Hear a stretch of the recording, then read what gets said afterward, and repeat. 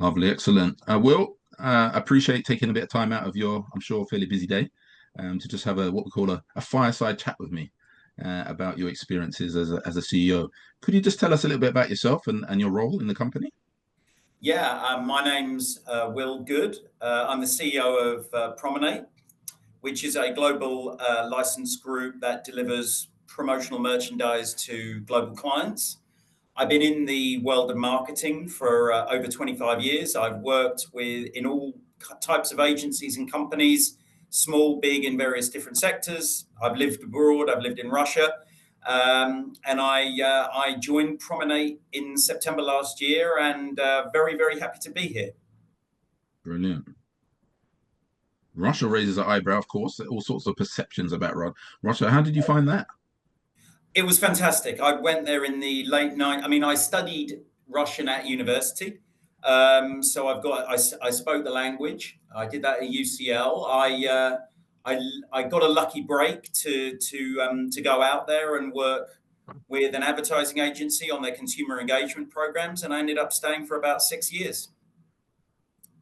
Wow, excellent. Brilliant.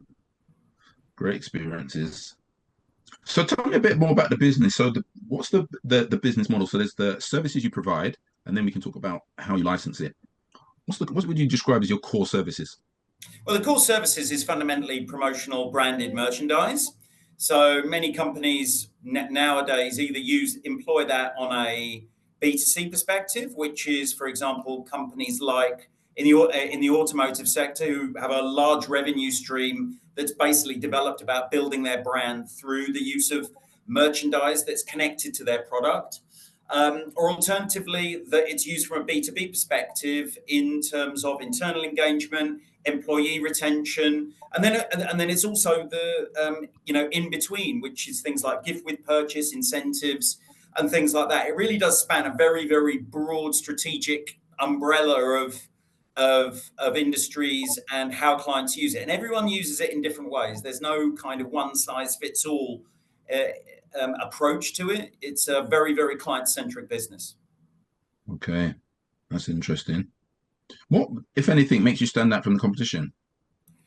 Well, I mean, it's a good point because as you alluded to, the model is unique. We're owner led. We're fiercely independent. We were born independent, but we're also very, very globally aligned. So there's that incredible power of having feet on the ground and experts in key categories all over the world, but also have a global set of governance metrics, environmental and social metrics, client service metrics, creative metrics, and guidelines that are all co-created and we all buy into. So it's a really fascinating model of people who want to be a part of the group rather than have to be a part of the group. And I think that in many ways makes things stronger than other types of model. How do you make sure across such a large number of staff, how do you make sure that there's some kind of values or some kind of something that runs through the veins of the company that people Which, can I mean, recognize you? no, absolutely. I think the word you used just then in terms of values and culture are incredibly important. And I find that, sometimes, nowadays when people talk about their values, they are just kind of words on a page. And I think with Promenade, one of the things that we're doing more and more and more is to kind of look at our values and our behaviors and see actually how we show up not only to our clients, but also to our people, whether they're the CEO of one of our licensees or account executive, and make sure that those behaviors are something that we all connect to, buy into, and embrace. It's very, very difficult to manage these kinds of things on a rational level because you'll just be doing evaluations and the performance reviews till the cows come home kind of thing. Culture is an incredibly important part of Promenade, and it's something that we're investing in and building. Brilliant. The game is never over with culture and values. You never stop. Sorry, I should have said that. No, it's is very true because you think you got it nailed. Something happens like COVID or a government change or a leadership change or something that can throw us a bit of a spanner in the situation and change things a little bit. But yeah, okay, brilliant. So in terms of your lessons, then as a CEO, what sort of lessons have you learned being a CEO? Is it something you quite open about, or you think, well, I don't want to show weakness to the staff or the managers or anything? No, I think in terms of my first learning, for want of a better word, about being a CEO is a notion of perspective. I think as a CEO, you see every part of the business in acute detail. And I think the breadth of perception that you have as a CEO is really something that quite unique. And if you haven't been one, you won't really understand until you actually finally do it. I think there's also an element of having that breadth of oversight is the nature in which you involve yourselves in it, right? Because one of the things that I think is really important is that you adapt your behaviors to and your approach to different situations. I mean, I strongly believe you can't be a one size fits all kind of Yeah, doesn't work. with a one size fits all kind of approach, because people are people. Different situations require different solutions, and I think those two things are very important to bear in mind. And I think the final thing for me is a sense of driving change. Right? It's not necessary, but it's not necessarily driving change for change's sake or something because you like something rather than something else. I think there's that acknowledgement that I'm here to drive change and growth in the business, but I'm Hmm. not going to do it because I just feel like doing it. It's got to be a very good reason, driven by data, driven by experience, driven by intuition in some Hmm. respects. But I think those are the three most important reflections of I've had since becoming a CEO. Yeah. And do you have a routine? Are you one of these get up in the morning, 5 o'clock, go for a run, eat eat the best food? Kind of. I am a creature of habit. I am very much a creature of habit. I like the boundaries of knowing what I do and when I do it. So I do tend to be, rise at a certain time, do a certain thing. One of the things where I'm not is kind of rise at 5:30, meditate, swim, cold plunge, do emails. I'm not, because I actually think that's in many ways sometimes restrictive. One of the things I Mm. always try to do is at least build in some time where I can let my brain kind of sit and Yeah, take yeah. things in. And I think a lot of the thinking I walk to work, right, which I'm very lucky to be able to do. And I think sometimes some of my best thinking comes on the walk in and the walk back. It's not actually when I'm, sitting on calls or in meetings or speaking to clients. It's actually once you've had the time to process the thinking without actually thinking about it, is when the Mm, answers sometimes reveal themselves to you. absolutely. A lot of people like walking and it allows them to reflect and stuff like that. Some have headphones, some don't. It's different people for different styles. Yeah, Okay, brilliant. absolutely. So when it comes to success, what sort of people come to mind if somebody says, who do you admire or who do you think is a success? Oh, it's a very, very good question, and it's a very difficult one to answer, because I'm on a personal level, I'm very old school. I believe in hard work. I believe in being good to people. I believe in professionalism. I think I've always one of the things that I've reflected on a lot, since becoming a CEO, are what my actual values are, right? And I've done some work on myself, for want of a better word, in the last few months in terms of what my actual personal values and motivations are. So there are things that I look for in people that really make me connect to them, for want of a better word. I think, starting with my old schoolness, I believe in hard work. I like people who put in a shift, but not too much of a shift. I like Yeah, yeah. the ability to focus and get work done, over the course of the working day.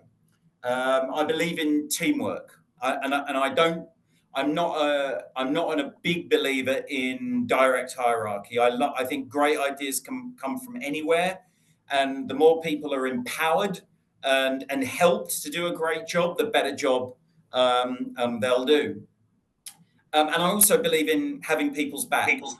Right? I believe very strongly in people need to feel secure, and that they need to understand that even sometimes when you're giving feedback that they may not like, you can do that in a way that does not necessarily make them feel like they're being attacked or got at. You know what I mean? I Yeah, believe yeah. no matter how people perform, I think a CEO and leadership have a duty to look after those people on a human level. So I'm not sure if I can personify that person, who buys into those three values. But I've had one or two in my career where I really, truly felt those things, and actually, in reflection, that's what I really valued at the time. Good. Excellent. Okay. What about looking forward then? It's not always easy to predict the future. What have you got? What do you think about where the company will be in, say, the next 5 years? In the next 5 years, um, the company will be different, because the world will be different. I think there are things going on with technology, AI being the most obvious and loudest one at the moment, that we will have to embrace and adapt to. There are so we will be a more technology orientated company, but I'd like to preface that with also being with a very, very strong human focus. Right? It's about, it's not AI taking your job, it's people who can use AI taking people who can't use AI's jobs. So we need to, understand that better. We have its measure. I think creativity is an enormous part of the industry that is flourishing more and more, and the impact of branded merchandise in the cultural and social space. I think we will become a lot more of a environmentally and socially conscious company. And when I say conscious, I mean actually doing something active in terms of carbon reduction, supply chain due diligence, and other things like that. I think we will really, we will have taken a shift into another realm, and some of the things that we do will work. Some of the things we do might not work as well. But I think those three things are very, very, very, important. They will be underpinned by strong values and culture. If our values and culture are right, then I believe there's nothing we can't achieve. Yeah, absolutely. Sounds great. So, any particular books or podcasts or anything that you're particularly keen on or read recently? I mean, there's a couple of books that have really stuck with me over time, and I'll call out three. One is Confessions of an Advertising Man by David Ogilvy. I think what really struck me about that book is probably one of the, if you want to call it, founding fathers of modern marketing and advertising. Didn't study to be in marketing and advertising. He worked as a chef. He worked as a data researcher. He had a whole load of different jobs before he started, what he did. And I think for me, a big learning from that is you learn a lot about marketing and you learn a lot about advertising and communication and about people, not necessarily from marketing textbooks, but from real life, right? Yeah, And you learn yeah, it from real life culture. And I think that's an important thing to embrace. I mean, my degree, I did a very obscure degree, but through understanding film, literature, artwork, it actually gave me the skills to understand how to work in advertising and marketing, sort of thing. And I'll always be grateful for that. mm, The second one is a book called The Perfect Pitch by John Steele, who Yeah. who used to be the head of strategy for WPP. He wrote, a great book about, how to present, how to work with clients, and there's so many learnings in there in terms of do not follow prescribed wisdom in terms of these things. Do what you feel is right, and do what you feel is right for the business. And that doesn't always mean making more money. It's about Mm. understanding the dynamics of the industry and being influential in it. He also talks a whole load about presentation and how to communicate, and those elements stay with me today. I Brilliant. think the third thing, which is a blog post actually, it's called "The Best Sales Deck in the World Ever" by a guy called Andy Raskin, and he deconstructs the fundamental pieces of a winning new business pitch or a sales pitch, and it breaks those down into 5 key elements. And I've been coming back to that for the last 6 or 7 years. I think they're really, really interesting thoughts and simple things. All of these books, this blog post and these 2 books, all have very, very simple things in them. Simple things that you can do on a basis that actually have quite a lot of change. And also, you can understand the human behind them. You can Mm. understand the personality. In terms of podcasts, I'll give a shout out to my friend Sam Conniff, who the author of Be More Pirate, which has been a massively and now of Uncertainty Experts. He's been a great influence on me, and I always listen to his pirate podcast when I can, because Love that book. got interesting people from outside of the marketing communications world that I think should have a louder voice in it. So Yeah, those are that's the 4 that that's a great book I actually. think. So, in terms of where the business is now, so if I gave you £100 million, it's a lot of money, and to invest in business, what would you do with it? That's a very good question. I think the first thing I would do is invest in people, and I think that's not only upskilling but helping in any way we can. I think, I think fundamentally, even as we work and move into a more AI-driven world, I think people will still be the differentiating factor. I Mm-hmm. think, as I said earlier, if people are going to feel like you've got their back, then that requires investment. And I think you get the best out of the people when they feel secure and they know someone's got their back. So I would do that in terms of training, learning development, culture development, all those kinds of things. I would invest in experimentation, risk-free experimentation. I think the world of business in many ways is highly, highly deterministic. So I do this, get that.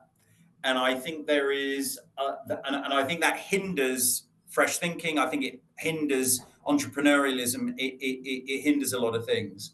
And so therefore, I think whether that's in thought leadership, whether that's in technology development, whether it's in analytical, or whether it's just a crazy idea, I think those things should be encouraged in terms of learning how, by doing things, what you can do. But I think I've probably got a bit left from the 100 million you just offered me. I would spend more money on ensuring people have quality time together. I would focus a lot on team cohesion. I would focus a lot on creativity. I think creativity is something that is just unbelievable. And I think sometimes creativity for creativity's sake is not a bad thing. I think algorithmic content and algorithmic programming language is making the world more beige. It's not making it more differentiated. And I Mm-hmm. encourage capability development, skill development in almost any field in the industry to try and shift from algorithmic thinking to more individualistic thinking. And then the final thing I would focus on would be, as we talked about earlier, I think the best companies in the world are the ones who are differentiated by how they do things, right? I'm a big believer in capitalism that is not deterministic, Hmm. that is relationship based. I think a lot of the things that a lot of companies are now missing is they think if we do this, we will get a result. And I think we have to think about that in a different kind of way. Yeah, So I yeah. would encourage this thinking around relational capitalism rather than deterministic capitalism as a really interesting thing. So I think that all of those things are not necessarily, those are all of these things are a combination of soft and hard, but they're actually focused on all about becoming better, right? At whatever it is you want to do. And I think, Hmm. and that's what, and if I ran a company that everyone felt this company's got my back and helps me do what I want to achieve, I think you run a good company. Sky's the limit, yeah. And final question is really any tips you'd give people out there who are either senior leaders, CEOs of companies that you think, yeah, two or three nuggets that I would share? Two or three nuggets I would share. I would say, first one, take time for yourself. It is a lonely job. And I think there is one of the things that you have to do is not only take time for yourself in terms of alone time, but speak to your peers, speak to other CEOs. Cultivate your network of people who you can have similar conversations with. I think it's great that one of the things I've learned in the past few years is there are a number of people that they're very happy to have a cup of coffee with you and chew the fat. I think that's really, really, really 100%. important. I think also in terms of, and this is very important to me, but is be a good person, right? Try to be a good human being. I think, see, that as a CEO, you have to make decisions that affect people, and I think you need to do that, with a strong sense of morality and ethics, Hmm. and a care for people. So I think being a caring person is good. And then also, I think the final one, back to my old school thing, is nothing beats a bit of hard work. Don't be afraid to roll up your sleeves and get your hands involved in the day-to-day business where you want. As a CEO, you have the luxury of getting involved as you want in certain things than others. So think about that. And if there are things that you want to lean into and want to drive, then do it, but work hard at it. Excellent. Absolutely brilliant. That was very easy, just like having a chat. Yeah, So I just say thanks very much for taking that time out to leave my us with some pleasure. real nuggets, some good books, and other ideas and tips. So just want to say thank you very much. My pleasure. Thank you. Thank you.